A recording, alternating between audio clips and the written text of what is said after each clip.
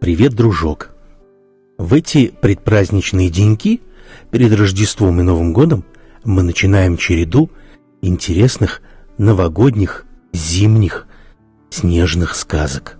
И начнем эту череду с рассказа Михаила Зощенко «Елка». Устраивайся поудобней, мы начинаем наши новогодние истории. В этом году мне исполнилось, ребята, 40 лет. Значит, выходит, что я 40 раз видел новогоднюю елку. Это много.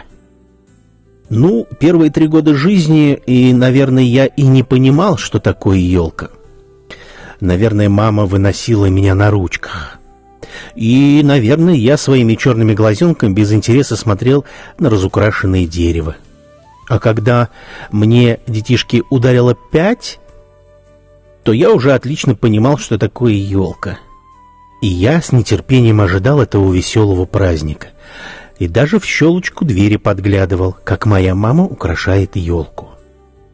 А моей сестренке Лёле был в то время 7 лет. И она была исключительно бойкая девочка. Она мне однажды говорит: «Минька, мама ушла на кухню. Давай пойдем в комнату, где стоит елка, и там поглядим, что ж делается-то в этой комнате». Вот мы с Лёлей вошли в комнату и видим: очень красивая елка. А под елкой лежат подарки. А на елке разноцветные бусы, флаги, фонарики, золотые орехи, постилки и крымские яблочки. Моя сестренка Лёля говорит: «Не будем глядеть на подарки, а вместо того давай лучше съедим по одной постилке».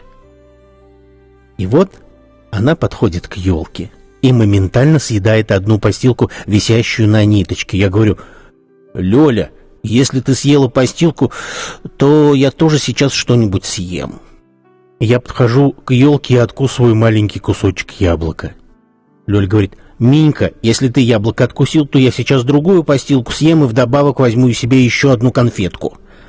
А Лёля была очень высокая, длинновязая девочка, и она могла высоко достать. Она встала на цыпочки и своим большим ртом стала поедать вторую постилку. А я был удивительно маленького роста, и мне почти что ничего нельзя было достать, кроме одного яблока, которое висело низко. И тут я говорю: «Если ты, Лёля, еще съела вторую постилку, то я еще раз откушу это яблоко». И я снова беру руками это яблочко и снова немножко его откусываю. Она мне отвечает: «Если ты второй раз откусила яблоко, то я не буду больше церемониться и сейчас же съем третью постилку и вдобавок возьму себе на память хлопушку и орех». Тогда я чуть не заревел, потому что она могла до всего дотянуться, а я нет. Я ей отвечаю: «А я, Лёлища, как подставлю к елке стул и как достану себе тоже что-нибудь, кроме яблока». И вот я стал своими худенькими ручонками тянуться к елке вместе со стулом. Встал на стул, но вдруг стул упал на меня. Я хотел поднять его, но он снова упал. И прямо на подарки. Лёля говорит: «Минька, ты, кажется, разбил куклу». «Ну, так и есть».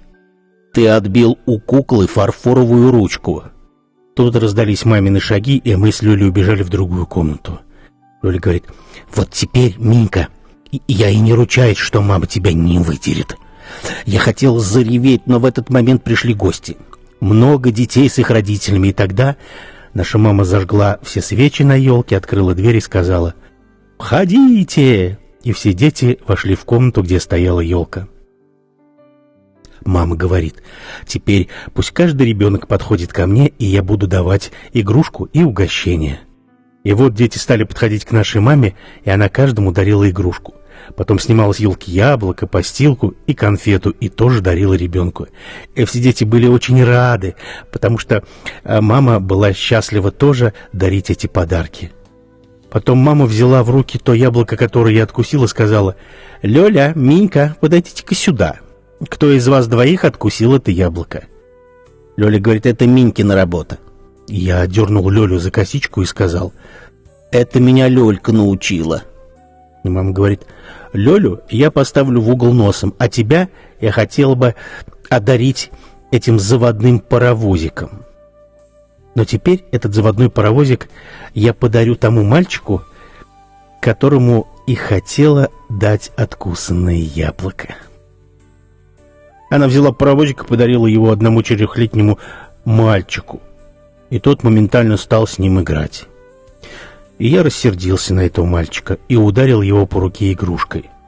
И он так отчаянно заревел, что его собственная мама взяла его на ручки и сказала: «С этих пор я не буду приходить к вам в гости с моим мальчиком». И я сказал: «Можете уходить, и тогда паровозик достанется мне». И та мама удивилась моим словам и сказала: «Наверное, ваш мальчик будет разбойник». А моя мама взяла меня на ручки и сказала: «Не смейте так говорить про моего мальчика. Лучше уходите со своим золотушным ребенком и никогда к нам больше не приходите». Та мама ответила: «Я так и сделаю. С вами водиться, что в крапиву садиться». И тогда еще 1/3 мама ответила: «Я тоже уйду. Моя девочка не заслужила того, чтобы ей дарили куклу с обломанной рукой». А Лёля закричала: «Можете тоже уходить со своим золотушным ребенком, тогда кукла со сломанной рукой мне достанется». И тогда я, сидя на маминых руках, закричал: «Вообще можете все уходить, и тогда все игрушки нам достанутся». И все стали уходить. Наша мама удивилась, что мы остались одни. Но вдруг в комнату вошел папа. Он говорит: «Такое воспитание губит моих детей. Я не хочу, чтобы они дрались, ссорились и выгоняли гостей. Им будет трудно жить на свете, и они умрут в одиночестве». Папа подошел к елке и потушил все свечи. А потом сказал: «Моментально ложитесь спать, а завтра все игрушки я отдам гостям». И вот, ребята, прошло с тех пор 35 лет. И я до сих пор хорошо помню эту елку. И за все эти 35 лет я, дети, ни разу больше не съел чужого яблока и ни разу не ударил того, кто слабее меня. И теперь доктора говорят, что я поэтому такой сравнительно веселый и добродушный.